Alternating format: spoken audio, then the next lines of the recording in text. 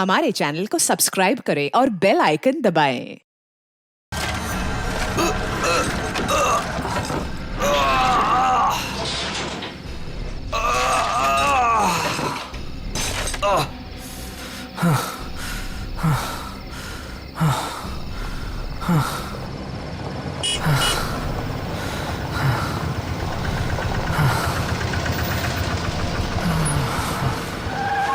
क्या हुआ भाई? अरे क्या हुआ? कोई मदद चाहिए क्या? यार मेरी गाड़ी खराब हो गई है और मुझे ये बॉक्स कहीं पहुंचाना है। हाँ वो तो ठीक है, पर है क्या इसमें? इसमें एक बहुत ही अनमोल चीज है और वक्त पे कहीं पहुंचानी पड़ेगी। मेहरबानी होगी यार तुम्हारी। हाँ हाँ चलो बॉक्स रखो। थोड़ा हाथ लगवाओ। हाँ हाँ। अरे बड़ा भारी है भैया। उठाओ। इतना बड़ा बक्सा।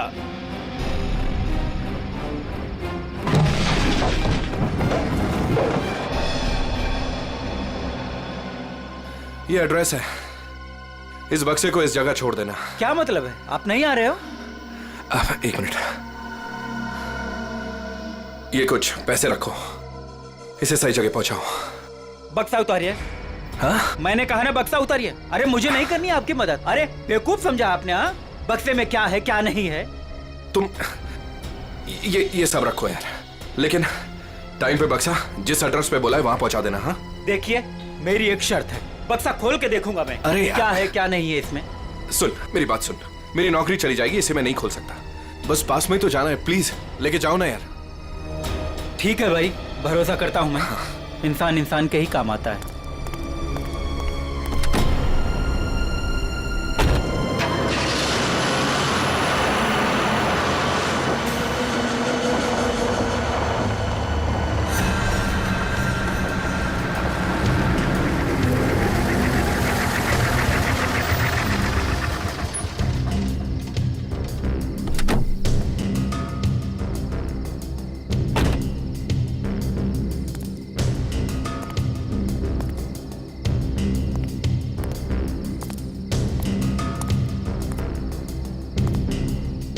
पता तो यही।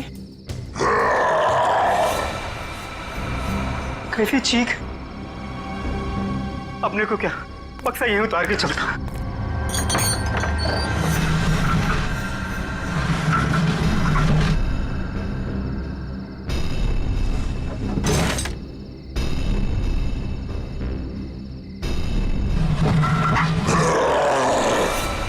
बक्से में से चीख!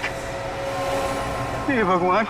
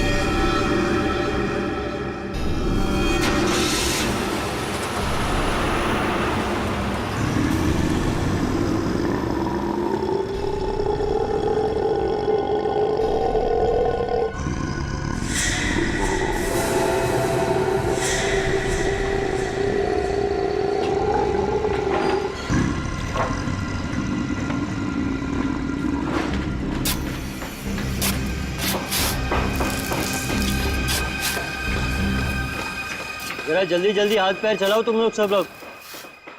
15 दिन में ये बिल्डिंग पूरी करके देनी है हमें, वक्त नहीं है हमारे पास। और सोनू, तू इतना सुस्त क्यों है? खाना वाना नहीं खाता क्या? चल जल्दी काम कर। कौन है वहां पे? मैंने पूछा कौन है वहां पे? अभी तो बिल्डिंग का काम भी खत्म नहीं हुआ है और अभी से बिल्डिंग टूटने लगी। सोनू जरा देख तो।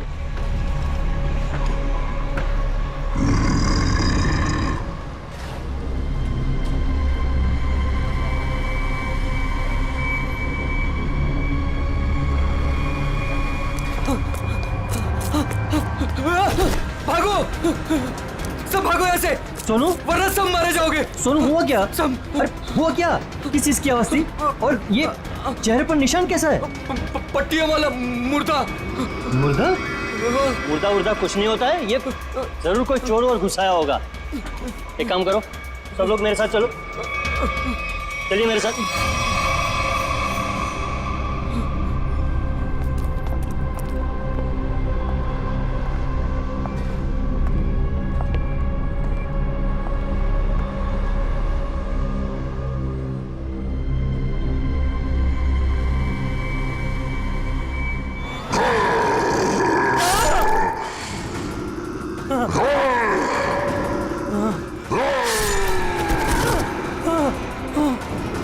भागो भागो, सब यहाँ से भागो, पट्टियों वाला मुर्दा, भागो।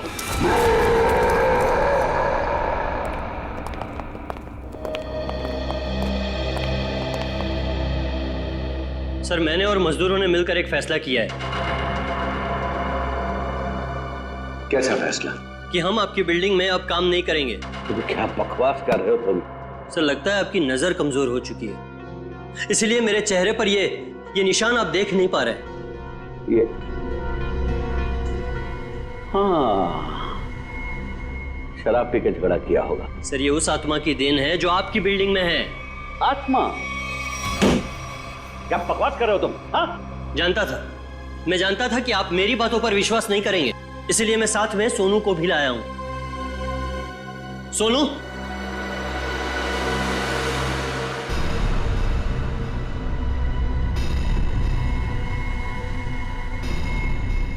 देखिए सर, बेचारा इतना घबरा गया है कि कुछ बोल नहीं पा रहा है। सोनू, ये सब क्या है? साहब, पट्टी वाला मुर्दा और कौन है इधर? कौन है? कौन है उधर?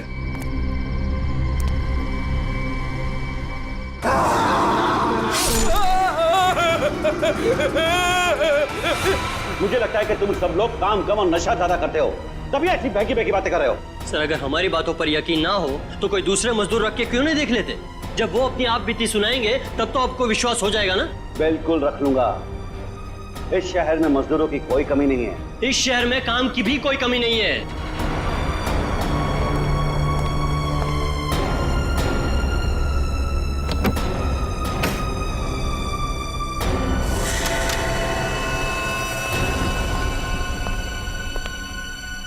ये तुम्हारा आज तक का हिसाब। और एक बात याद रखना कि इस बिल्डिंग पर मेरे और मेरे इन्वेस्टर्स के करोड़ों रुपए लगे हैं। अगर तूने बाहर जाकर इस बिल्डिंग के बारे में कोई बकवास की या कोई झूठी अफवाह भी फैलाई तो फिर मुझसे बुरा कोई नहीं होगा।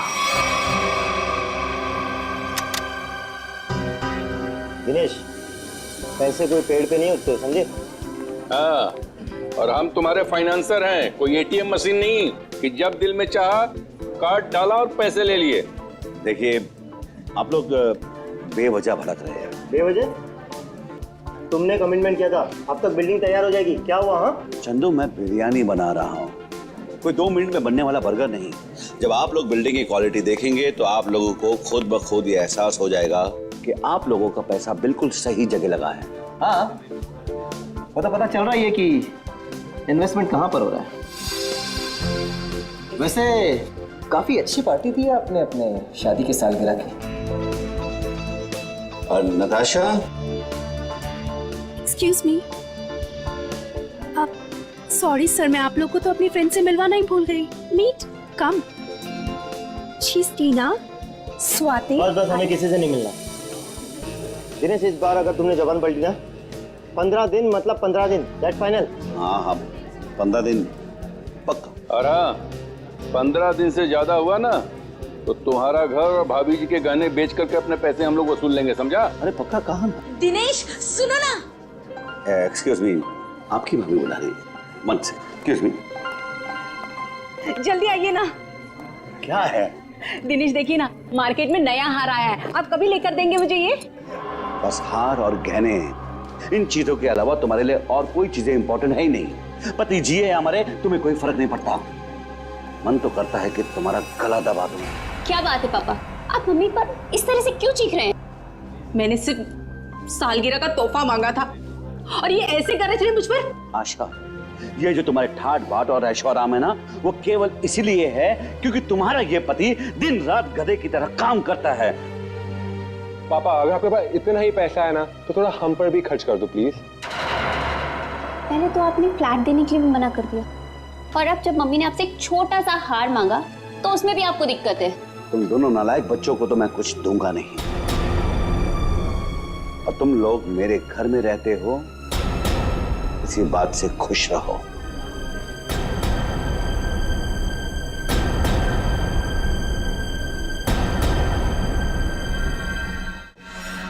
नहीं चाहिए मुझे नकली जेवर, जिंदगी भर मुझे नकली जेवर ही दिए हैं। एक छोटा सा हीरे का हार ही तो मांगा था मैंने।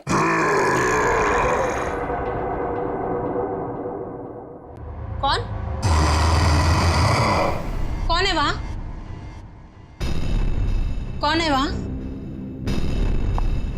कौन है वहां?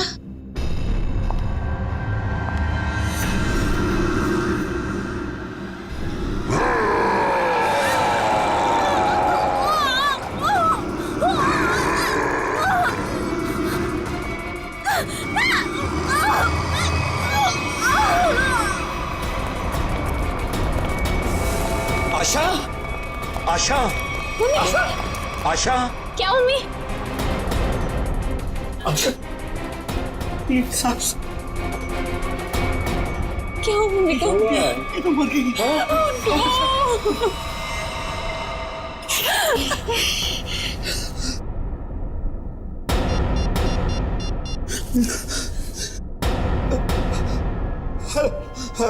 हेलो सीआईडी,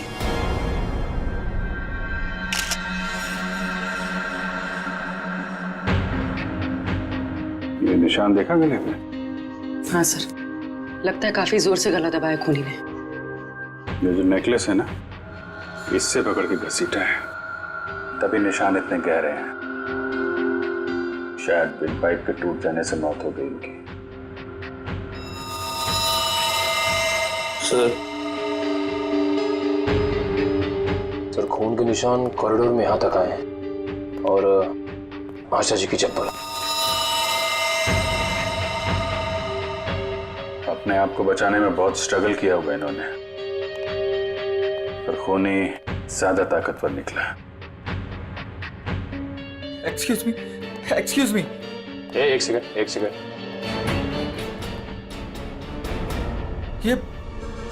ये सब कैसे हो गया सुलेखा? आज तो इतना शुभ दिन था, शादी के सालगिरह वाले दिन। आपकी तारीफ? जी, मैं सुलेखा का हस्बैंड। अच्छा, तो आशा जी आपकी सास थी? जी। सास ससुर की एनिवर्सरी पार्टी में आप काफी लेट नहीं आ रहे हैं? वो बिजनेस मीटिंग में फंस गया था, इसलिए लेट हो गया। बस अभी अभी पहुंचा हूं। ठीक है, इधर आ जाइए आप।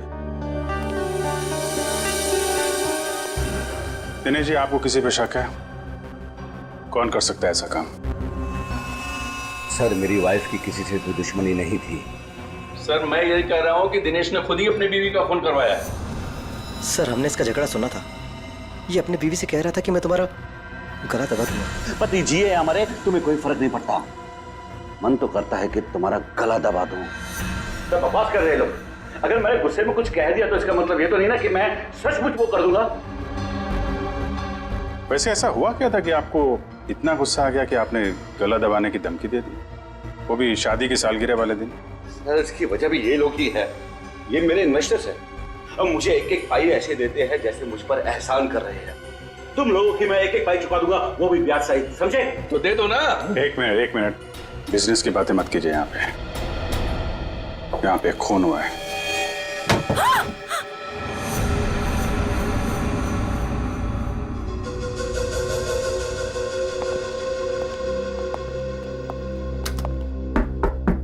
कौन है अंदर?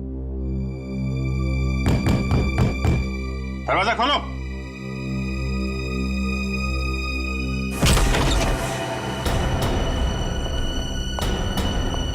ओह माय गॉड, कौन है ये? सुनिए, छोटो, कौन हो तुम हैं? और यहाँ क्यों चुप के बैठी हो? मुर्दा पट्टियों वाला मार डालेगा। सर डरी हुई है, ऊपर से जख्मी भी। देखो, आप बिल्कुल घबराइए मत, हम लोग सीआईडी से हैं। आपका नाम क्या है? कोमल। कोमल? कोमल, आप यहाँ क्यों चुप के बैठी थी? वो पट्टियों वाला मुर्दा बाहर घूमते हुए देखा। पट्टियों वाला मुर्दा? जैसे मैं यहाँ से बाहर निकली तो पट्टियों वाला मुर्दा बाहर था। अच्छा ठीक है, तुम वो जो भी पट्टियों वाला मुर्दा था उसका स्केच बनवा सकती हो? हाँ। वेरी गुड, स्केच आर्टिस्ट को बुलवाओ और इस घर का कोना कोना छान मारो, देखो खूनी के बारे में कुछ सुराग मिलता है क्या। जाओ।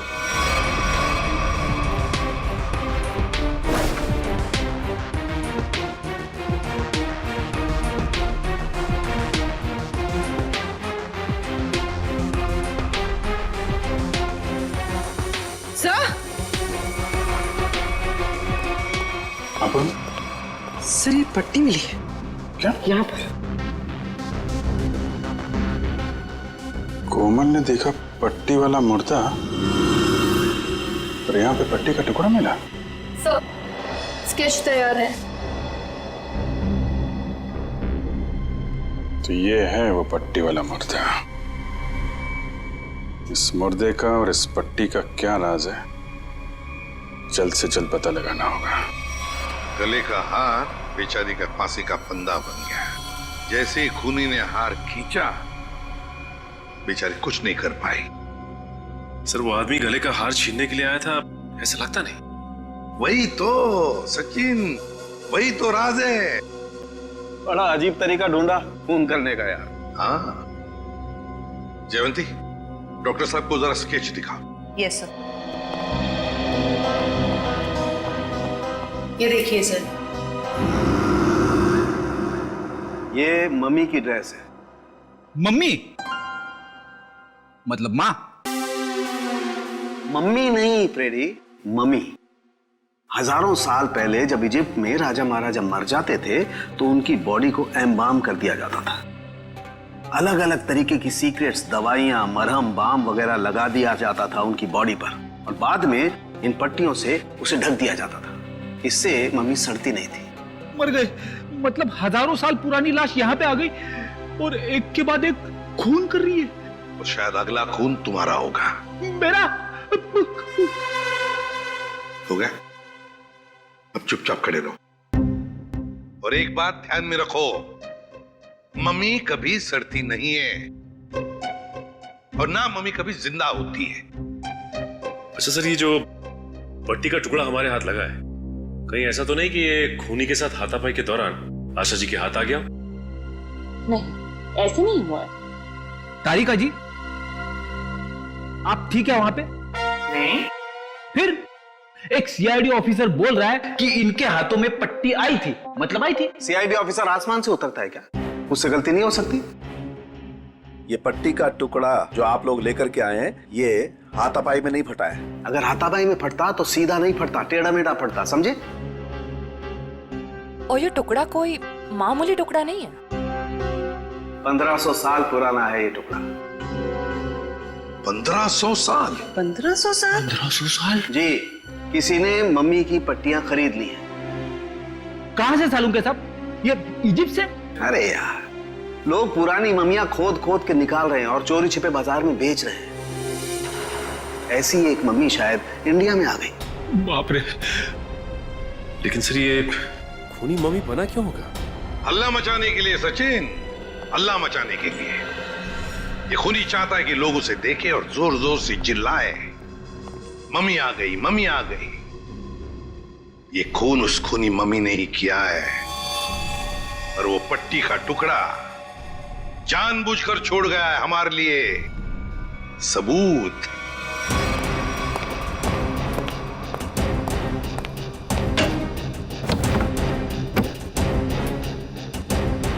आज तो मैं इस मम्मी का काम तमाम कर दूंगा।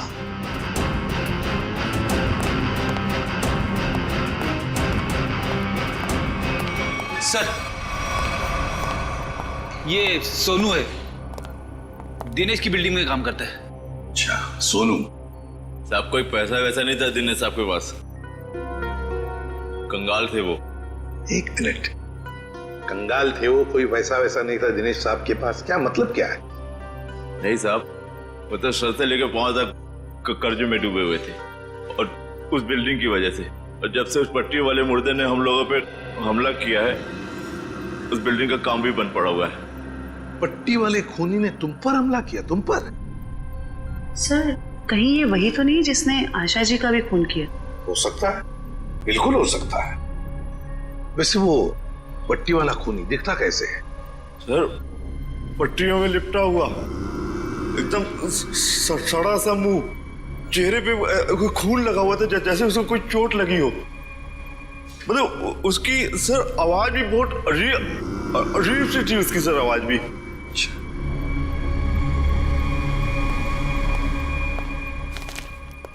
एक मिनट, क्या वो ऐसा दिखता था? हाँ साहब, ये तो था वो।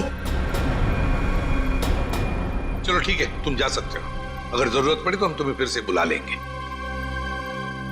सर, ये जो कोई भी आशा जी का खून करने के लिए आया था, या तो पहले से मम्मी बन के आया था, या फिर पार्टी में आने के बाद उसने अपना हुलिया बदला है। सर, काम करते हैं, पार्टी का फुटेज देखते हैं।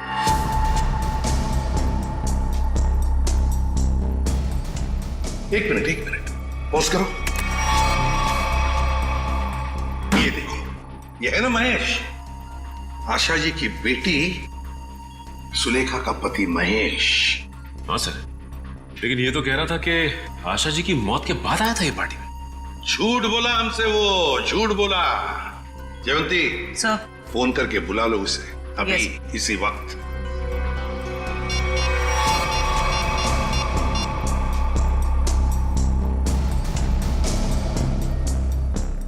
सर, फोन नहीं उठा रहा है।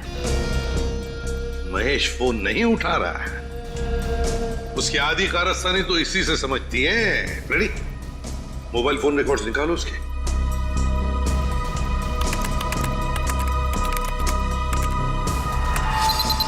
सर, ये रहे महेश के फोन कॉल रिकॉर्ड्स। 40 बार फोन किया है एक ही नंबर पे, और ये नंबर तो उसके सासू माँ का है। सर, सासू माँ से इतना ज्यादा लगाव? इस महेश से मिलना पड़ेगा। महेश। एक्सक्यूज मी,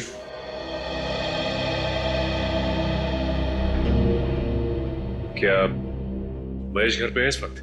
नहीं सर, महेश जी तो अभी घर पे नहीं है। लेकिन प्रॉब्लम क्या है सर? देखिए, महेश ने हम सबसे झूठ बोला। जब आपकी माँ का खून हुआ, उससे पहले ही महेश वहां मौजूद था।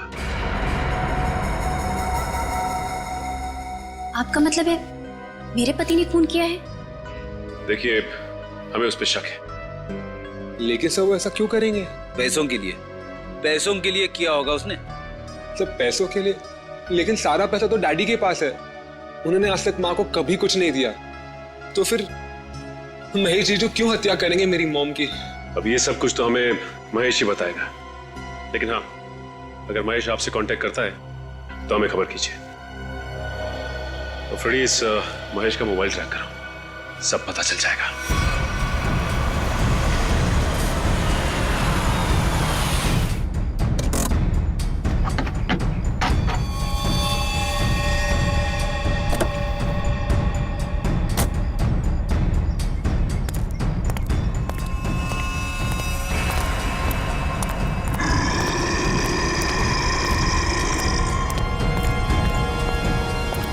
आज ये पट्टियों वाला मुर्दा मिल जाए बस।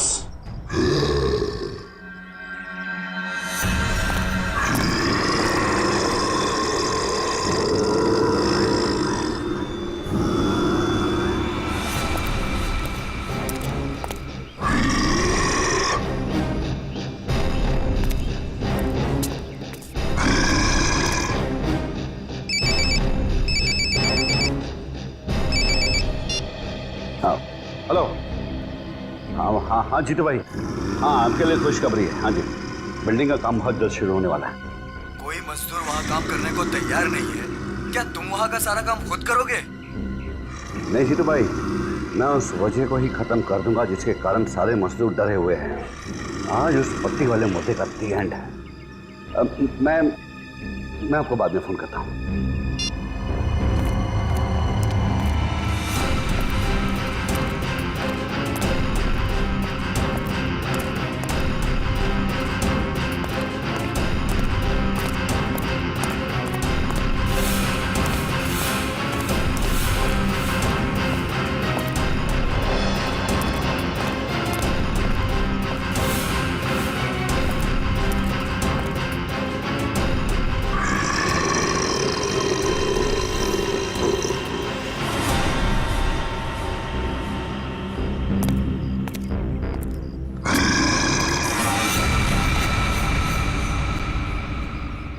आवाज आई, यहीं से आवाज आई। पट्टियों वाले मुर्दे, आज तू बचेगा नहीं, आज तुझे छोड़ूंगा नहीं मैं। गोली मत चलाना।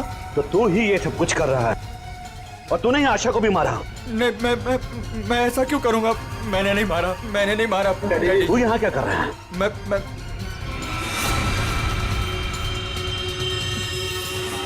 डैडी, वो आपके पीछे है। ना ना ना महेश, मैं तेरी किसी भी चाल में आने वाला नहीं। मैं सच कह रहा हूँ, वो पट्टी वाला मुर्दा आपके पीछे ही है।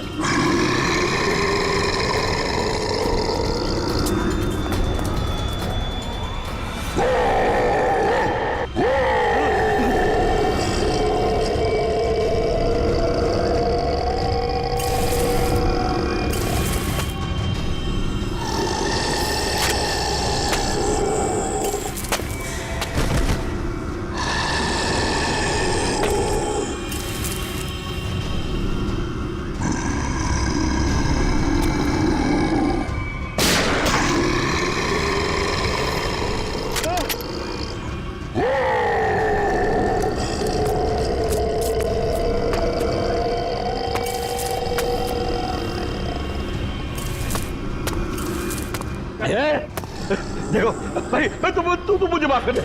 मुझे क्यों मैं पीछे कुछ भी नहीं है। देखो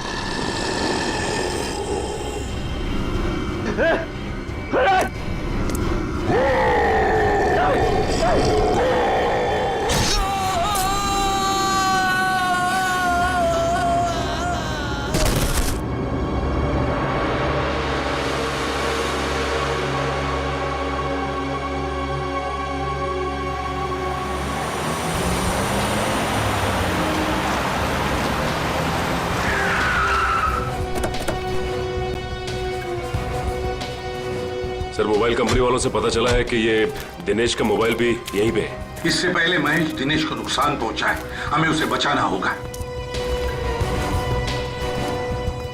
अरे सर, दिनेश। चलो देखते हैं।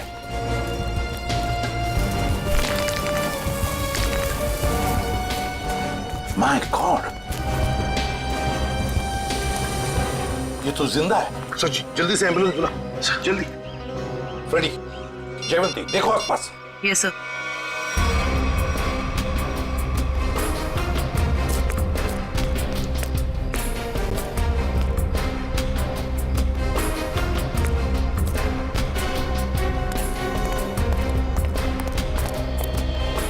महेश सर। हाँ फ्रेडी, क्या हुआ? सर, महेश बेहोश है। महेश, महेश। सर, हाँ? ये गन पड़ी हुई थी यहाँ पे। सर, हम तो सोच रहे थे कि इन सब के पीछे ये महेश है, लेकिन ये तो खुद ही बेहोश पड़ा है। हाँ, ये तो महेश के होश आने के बाद ही पता चलेगा कि ये सब किसका किया कराया है।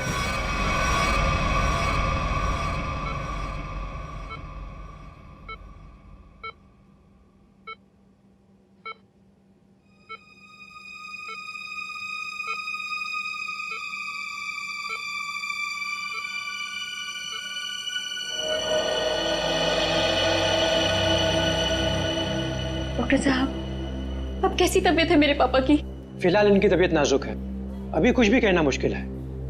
48 घंटे ऑब्जर्वेशन में रखेंगे, फिर देखते हैं क्या करना है। Okay, excuse me. सोच भी नहीं सकती कि मेरा पति इतना घिनौना मुजरिम निकलेगा। पहले तुमने मेरी माँ को मार दिया और अब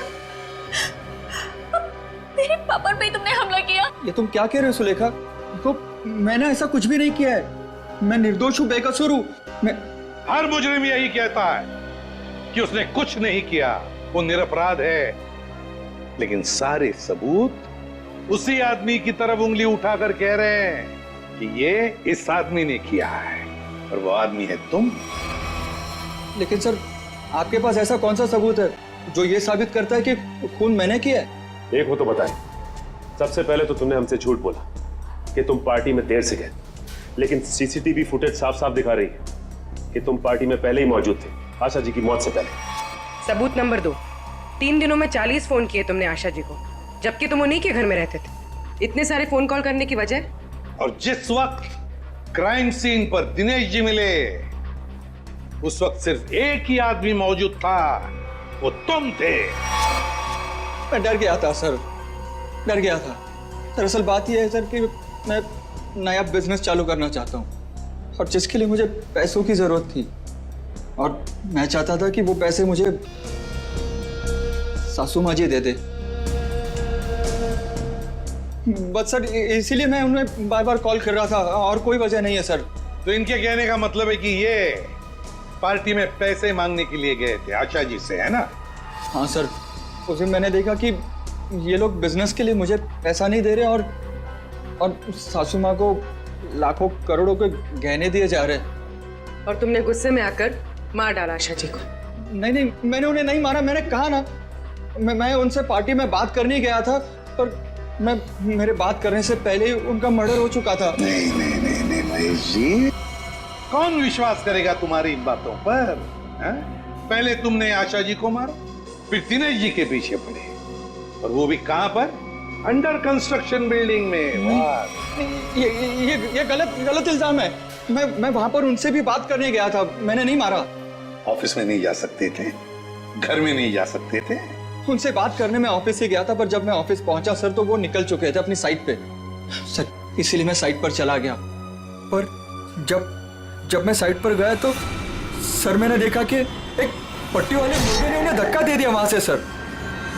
आशा जी और दिनेश जी पर मम्मी ने हमला किया? हाँ सर। पंकज, ये तो उस आदमी ने किया जो दुनिया को दिखाना चाहता है कि ये किसी इजिप्शियन मम्मी ने खून किया है।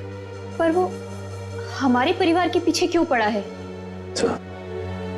डॉक्टर साहब कह रहे थे ना कि इस तरह की पुरानी और महंगी पट्टियां आसानी से नहीं मिलती। सचिन, सेंट्रल स्टेट लेबोरेटरी से पता लगाएंगे कि पट्टियां कहां से और कैसे मिली है। मैं ACID से आपसे मिलना चाहती हूँ। डॉक्टर चारू, आप ही? हाँ, मैंने ही आपको फोन किया था। डॉक्टर चारू, इस पट्टी को पहचानती हैं? ओह माय गॉड, ये पट्टी आपको कहाँ से मिली? ये पट्टी तो हमारी लैब से चुराई गई थी। इस सिलसिले में एक डॉक्टर को काम से भी निकाल दिया गया। आइए।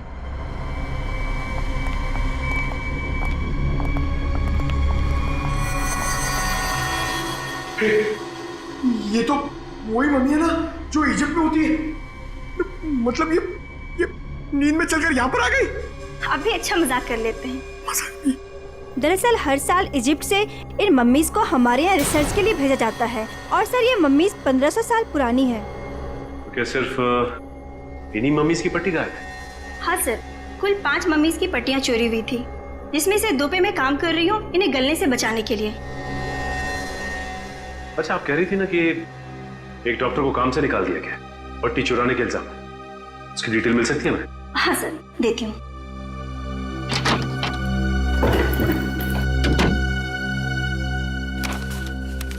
ये है सर मिस्टर ज्ञान, इन्हें काम से निकाल दिया गया। इन्होंने पट्टियां चोरी की या नहीं ये तो मालूम नहीं, लेकिन इन मम्मीज की देखरेख यही करते थे।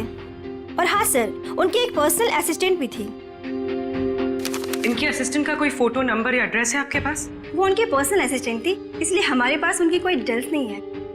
सर, 5 मम्मीज की पट्टियां गायब है और खूनी खुद मम्मी बनकर दिनेश के परिवार के पीछे पड़ा है। हाँ मम्मी, ये खूनी दिनेश के ऊपर दोबारा हमला करेगा। क्या हुआ डॉक्टर? आप पापा को इतनी अचानक से क्यों शिफ्ट कर रहे हैं? देखिए, इनकी हालत पहले से ज्यादा बिगड़ गई है। अगर इन्हें आरजे हॉस्पिटल में भर्ती नहीं कराया गया तो इनका बचना मुश्किल हो जाएगा।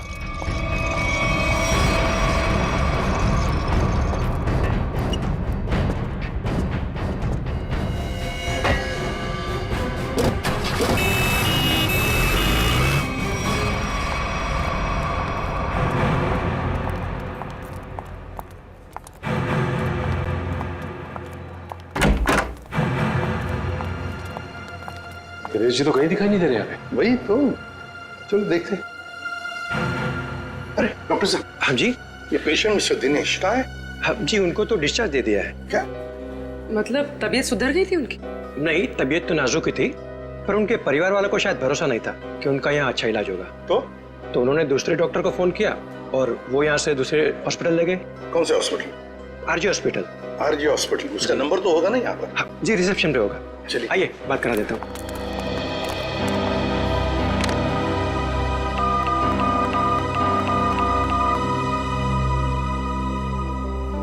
Hello, RG hospital. देखिए, मैं एसीपी प्रद्युमन बोल रहा हूँ, सीआईडी से। आपके हॉस्पिटल में अभी अभी एक पेशेंट एडमिट हुआ है। दिनेश नाम है उनका। नहीं हुआ है?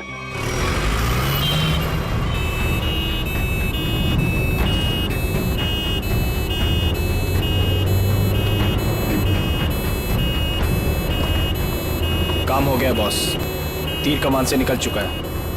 आप निशाना तैयार रखो।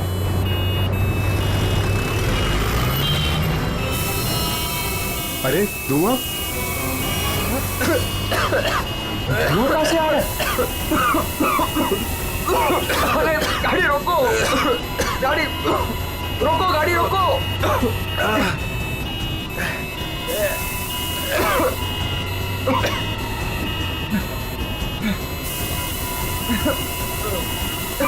धुआं बढ़ते ही जा रहा है ये।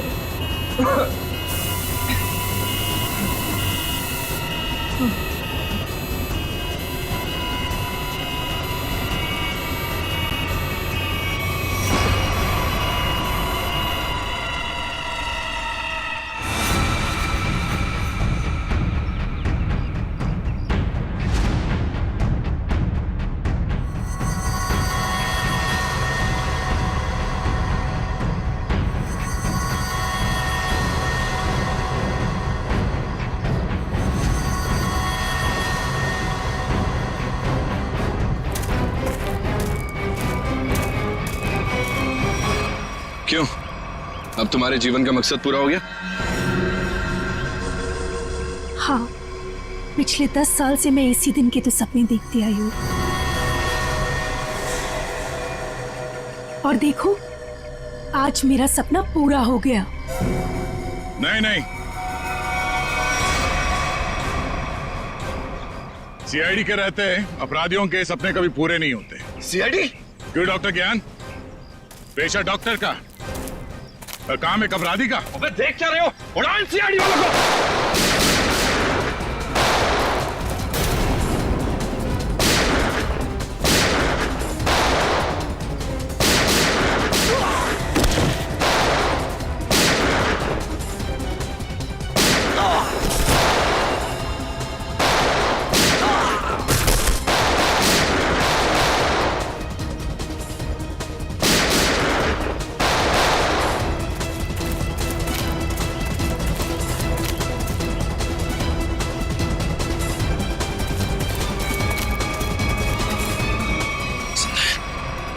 सब बेहोश है, इनको होश में आना पड़ेगा।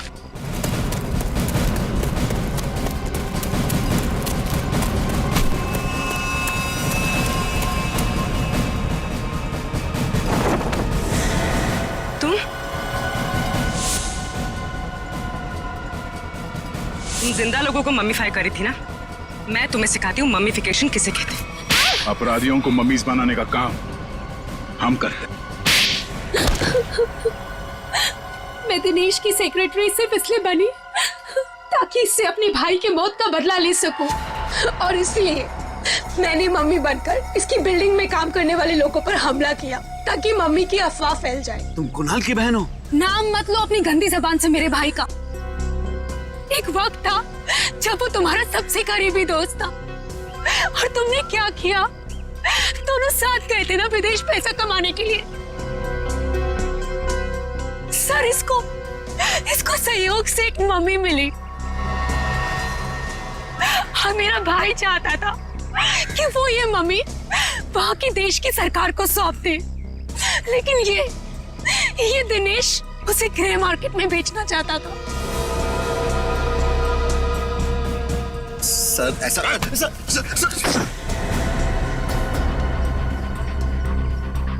जब कुणाल ने कहा कि वो पुलिस के पास जाएगा तो मैंने उसे मारकर जमीन में गाड़ दिया और मम्मी बेचकर अमीर बन गया। वाह, बहुत अच्छा काम किया तुमने। पैसों के लालच में तुमने दोस्ती को जमीन में गाड़ दिया। मुझसे गलती हो गई सर, मुझे माफ कर दीजिए आप। अब ये तो समझ में आ गया कि तुमने नताशा को नौकरी पे इसलिए रखा क्योंकि तुमने कुणाल की बहन को देखा नहीं था। अगर ये बात समझ में नहीं आई कि डॉक्टर ज्ञान इस सब में तुमने इसका साथ कैसे दिया? मैंने ये सब पैसे के लिए किया। पैसों के लिए अपराध के दलदल में कूद गए तुम। और नताशा, तुम्हें पता कैसे चला कि तुम्हारे भाई का खून इस दिनेश ने किया? जब कई दिनों तक भैया की विदेश से कोई खबर नहीं आई तो मैं उनका पता लेने के लिए इसके घर गई थी, और वहां मैंने सुना कि अपनी बीवी को बता रहा था कि किस तरह इसने मेरे भाई का खून कर दिया और उसे जमीन में गाड़ दिया। आशा ये सब पहले से जानती थी, और इसलिए मुझे उसको मारने का कोई पछतावा नहीं है। पछतावा होगा, तुम सबको बहुत पछतावा होगा जब कानून तुम्हें कड़ी से कड़ी सजा सुनाएगा, शायद फांसी। For more updates, subscribe to our channel, click the show links and enjoy watching the videos.